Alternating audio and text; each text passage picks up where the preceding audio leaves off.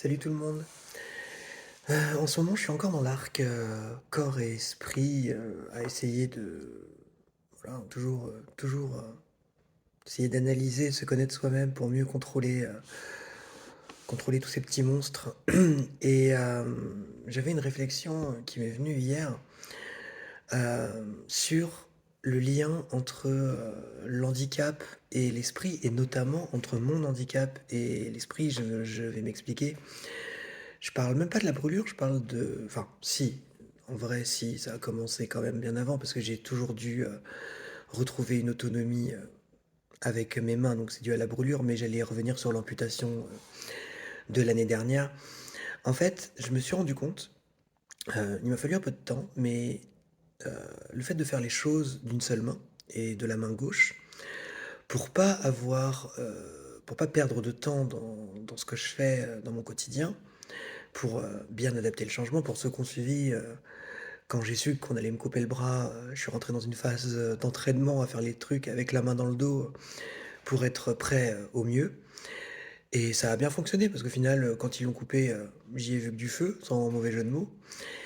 Et en fait, je me suis rendu compte que ne pas perdre de temps et optimiser mes mouvements, ça signifiait aussi les conscientiser. C'est-à-dire que quand je fais un geste, quand je fais quelque chose, euh, je cherche l'efficacité, je fais pas trop les choses machinalement.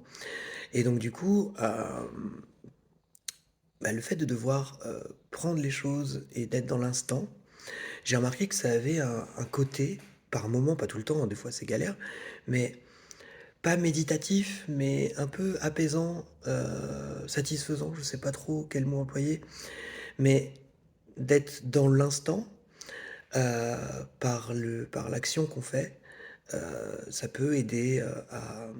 Peut-être que le yoga, dans une certaine mesure, peut peut-être provoquer les mêmes sensations. Je sais pas, j'ai pas fait de yoga et j'ai pas la souplesse. Je suis aussi souple qu'un panda. Mais voilà, c'est quelque chose à laquelle j'ai pensé récemment. Et voilà, le fait de devoir prendre le temps euh, pour faire certaines actions, ça peut également voilà, cultiver la patience. Et je sais pas, j'ai trouvé que il y a certains moments où il y a un lien qui se fait entre le corps et l'esprit. Et, euh, et l'esprit peut également être entraîné par l'adaptation à un handicap.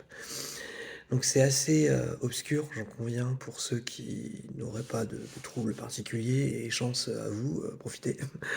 Mais voilà, je trouve que depuis un an où je fais les choses d'une main, je dois pas m'agacer quand je vais galérer à faire un truc d'une seule main. Je vais essayer d'être zen pour pas avoir à m'y reprendre à deux fois et me saouler et m'emmêler les pinceaux. Donc au final, euh, ça aide au quotidien à garder une certaine maîtrise de soi.